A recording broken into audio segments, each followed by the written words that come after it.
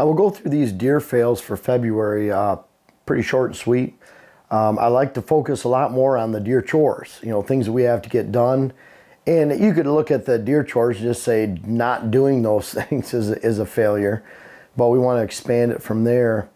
And I think it's really important to focus on a few of these right here. And, not only keep on track with what you need to get done, but of course, what you shouldn't be doing or what you should be getting done at the same time, back and forth. So really want to focus on these fails real quick.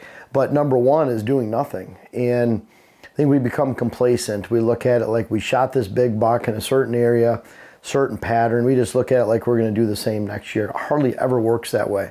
I found out. Remember a property we had for 12 years that we leased. I shot 17 bucks on that property in 12 years in Southwest Wisconsin, and I shot those out of 14 different stands. So the point being that I didn't rely on any one stand to provide my hunt for me every year. Always looking at the big picture, always planning, never being complacent. And I think, Dylan, when we were hunting yesterday, we were walking down and I told Dylan, I said, I really want to get a stand there. We need to move this.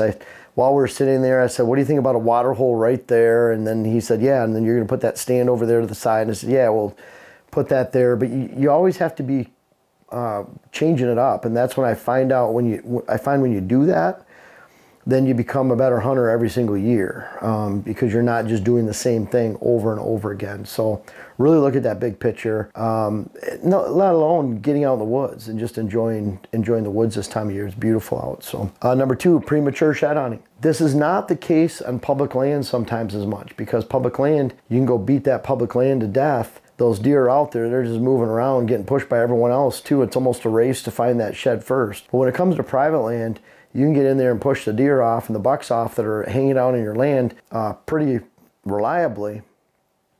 And they go somewhere else, drop those sheds, go over to neighbors you can't go to. And if you really care about shed hunting, which not everyone does, there is a strategy for that going in at the right time. We're currently seeing bucks that are still holding at a rate of probably 80%, 85, 90%. On all the trail cameras we have out right now. So on our reveal cams, they're showing that most bucks are holding Wisconsin and Minnesota. So to go out shunting right now in the snow would just be kind of a useless effort, and we push a lot of deer around. So something to think about, waiting for that perfect time to go in. And what we're doing is we're kind of looking at the outsides of our property. We're looking at one end, the other end. In the case of Wisconsin, I'm looking at scouting areas on the way in and out of the stand, and making stand adjustments, making those big picture movements. So a lot that you can do from the outside, from aerial photos and planning, and still not get into the heart of your property and spook the deer. Number three, this is a controversial one, but we have sharpshooters around that are shooting deer at night with suppressors because of CWD right now, and they're baiting. They bait for a couple weeks, and they pull in a lot of deer, and they shoot anything that moves that's a deer. And so it's a real concern. I don't want to spook the deer off the land. Kind of, I told Dylan today, it's kind of like, it's a little bit different right now because normally we don't want to spook deer for sheds. And so you kind of think about that a little bit, but I enjoy getting out. So I'll take a chance at spooking deer for sheds. It really ups the game when you're worrying about, pushing a small herd off your land over into a bait pile that might be 2 or 3 properties away. And then they find that bait and they get picked off at night, and some bucks you've passed up that are going to be of age you want to shoot next year are dead. They made it through the season and everything, but they're getting shot off a bait pile at night. So it is one of our concerns, and if we push those deer too hard, and I'm thinking one portion of our property in particular, I'd love to go out and take a look around and scout a little bit, but we have a few deer hanging around there and hitting some corn, still some food plots that we have, and if we push those, they might end up in front of a sniper's crosshairs under the cover of darkness. So we don't want to do that. So it's something we have to consider right now. It takes some of the enjoyment away from the land, but you have to make appropriate measures to make sure those deer that you're hoping and building for a herd. I feel sorry for some people. I know one farm alone, they've lost 100. They had 130 deer shot last year. So the neighbors around there had next to no deer for hunting season. I know people that's happened to around these parts, and it's really unfortunate. So it's a real overreach. We won't go any. We have a CWD video coming out. You can look at that and for Dylan and I and see our opinions on that and what we feel. But there's some balance that needs to be taken with that, and that's not balance. That's the opposite. Hinge cutting during deep freezes is a big mistake. I made this mistake in the past. When the temperatures are below freezing, and especially if they're below freezing during the day, that means we're talking teens, typically single digits at night. That tree tends to freeze. I'm thinking maples in particular, but a lot of trees do. So that when you try to cut that and hinge cut, it shatters. And so you really have to be careful going out and hinge cutting. You really want the daytime temperatures to be well into the 30s, 40 plus, and really not getting that cold at night, so that there's that.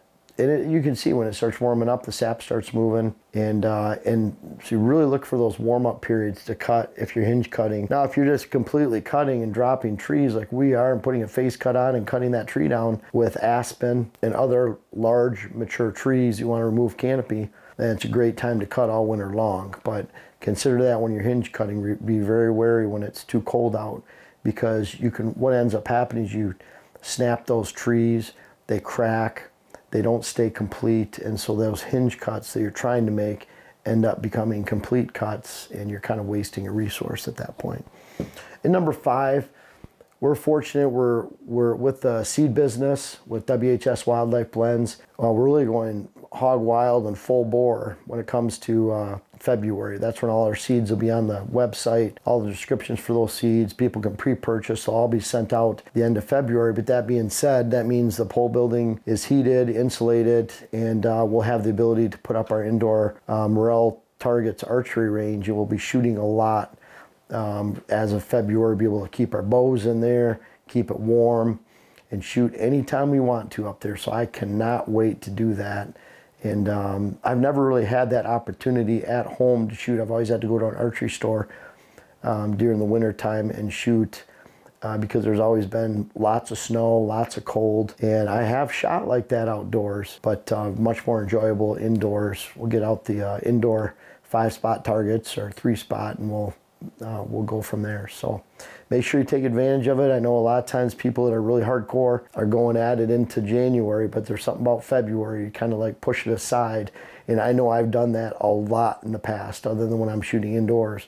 So I'm looking forward to getting back in the game and shooting a lot during the indoor time.